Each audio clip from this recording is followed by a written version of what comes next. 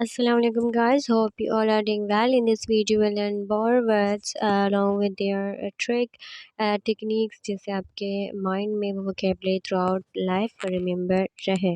The purpose of making this video of like 6 to 5 minutes is basically that you learn maximum vocabulary in shorter period of time and not 20, 30, 35 vocabulary in a single time, so that you won't be able to remember and recall the meaning of that word. It's better if you do lil, but we do with a persistence, so which has more far benefit, which are more far beneficial than doing 30 35 vocabulary per day or living one day and doing another day.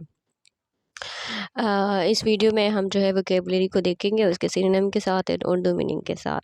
And after watching this video it is better if you watch this video twice a day, because अगर आप देखेंगे तो throughout the life you will remember these vocabularies. For suppose if you are sitting in exam और you are reading something और वहाँ पे ये vocabulary आ जाए, you come across such vocabulary, so वहाँ पे you will be able to recall the meaning of the word. So let's start. The first word with us is जीलट. जीलट में आपके पास दो, इसको हम ब्रेक डाउन करेंगे दो हिस्सों में. यहाँ हमारे पास दो हिस्से हैं. एक हमारे पास है ZEANLOT लॉट. जी का वर्ड हम जीलत से ले सकते हैं, जिस मतलब कि किसी चीज़ का एंथुजियाज्म होना, पुरजोश होना.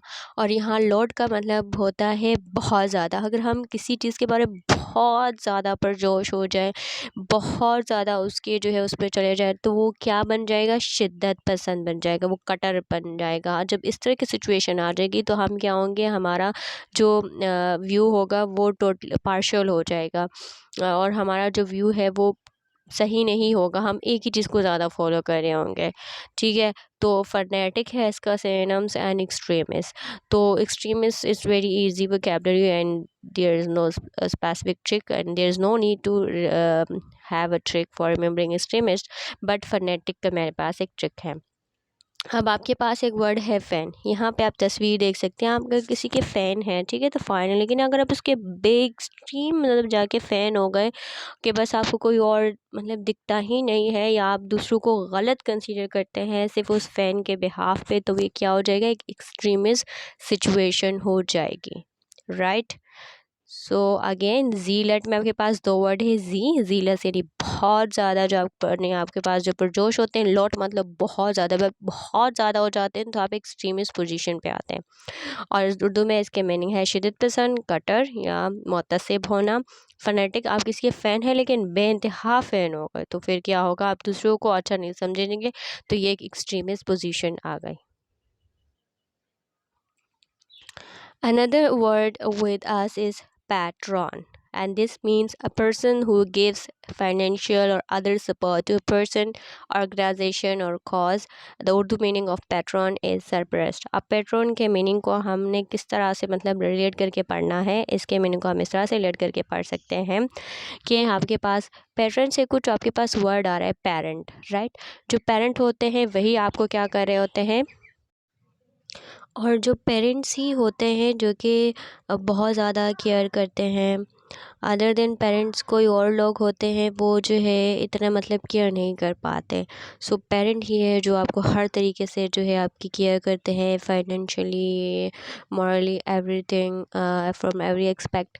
तो पेट्रोन को हम पेरेंट्स से रिलेट कर सकते हैं. उसके जो है मीनिंग को हम याद कर सकते हैं कि वो बंदा जो कि आपको सपोर्ट करे, ठीक है जी, जो आपकी हेल्प करे.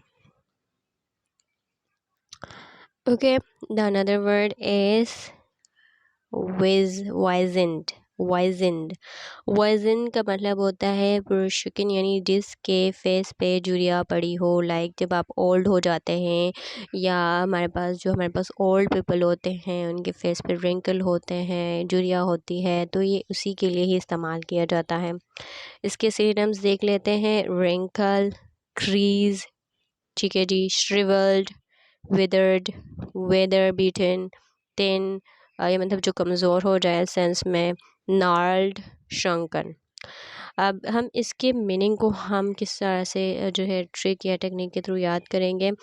वाइजन में आपके पास एक वर्ड आ रहा है WIZ.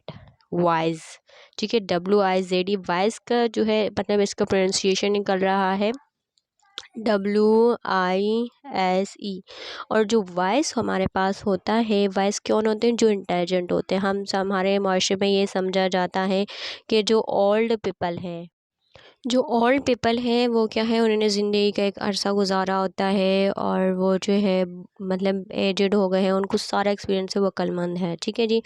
तो अब वाइजन को वॉइस से रिलेट करके, और फिर जो बूढ़े लोग होते हैं उनके फेस पे क्या होती हैं? रिंकल होते हैं, उनके जो है विदर्ड, विदर का मतलब वही है जो कि मुरझा जाना, वेदर बीटन यानी मौसमों का मारा हुआ। Of course they have gone through every situation of life, हर तरह के सिचुएशन हर मौसम से गुजर चुके होते हैं। श्रिंक कर जाना, shrunken is a third form, shrink जो कि एडजेक्टिव बन जाता है। कोई डिस्सू कर जाना, नार्ड हो गया, तीन वो कमज़ोर हो जाते हैं। तो वाइजन के वर्ड को हम वाइस से रिलेट कर सकते हैं कि वाइस बूढ़े लोग होते हैं, वो वाइस होते हैं और वो उनके फेस पे क्या होते हैं? रिंकल। तो विजन मतलब कोई चीज़ जो रिंकल है, श्विडर है, विदर्ड है, वेदर बिटन है। तो हम इस वर्ड को इस तरह से रिलेट करके इसके जो है मीनिंग हम याद रख सकते हैं। अच्छा जी, another word is windfall. यहाँ पे भी हमारे पास दो वर्ड है, हमारे पास है विंड एंड फॉल। जब हवा बहुत तेज़ हवा चली और अब वो फॉल डाउन हो गई, यानी आपके गैर मुतवक्का फ़ायदा हो गया। बहुत तूफ़ानी हवाएं चली लेकिन वो अब क्या हो गई? फॉल हो गई, कम हो गई। विंड फॉल, कम हो गई। तो कोई चीज़ अगर तूफ़ान या कोई चीज़ का वो जो है सबसाइड हो गई है, तो उसका मतलब है कि ये एक अनएक्सपेक्टेड गेन और large amount of money that is one और रिसीव अनएक्सपेक्टेडली। यानी आपने किसी चीज़ को एक्सपेक्ट नहीं किया, आपने किसी चीज़ को एक्सपेक्ट नहीं किया और वो हो गई और आपके लिए फ़ायदेमंद हो गया। In this picture, in this slide, in the picture you can see कि यहाँ पे जो बहुत तेज़ हवाएं चली लेकिन वो हवा कम हो गई और उसके बाद आपके पास जो है पैसे ही पैसे आ गए। मीन्स के विंड यानी बहुत तेज़ हवा चली, अब फॉल हो गई, सबसाइड हो गई, तो आपके लिए फ़ायदा है। तो इससे रिलेट करके आप इस वर्ड को याद रख सकते हैं। The another word with us is cringe. Cringe मतलब blush होना, having an inward feeling of acute embarrassment on awkwardness। अब हमारे पास क्रिंज को हम किस तरह से रिलेट करके पढ़ सकते हैं? In this picture you can see कि जब आप इस तरह के एम्बेरस हो जाएं, आपको ऑकवर्डनेस फील हो, आपको जो है तो जिसमें ब्लश का मतलब यही होता है कि आप जो है एम्बेरस फील करते हैं। Blush is very easy synonyms of the cringe. तो क्रिंज में हमारे पास एक वर्ड है RING, रिंग। क्रिंज में हमारे पास एक वर्ड है RING, रिंग।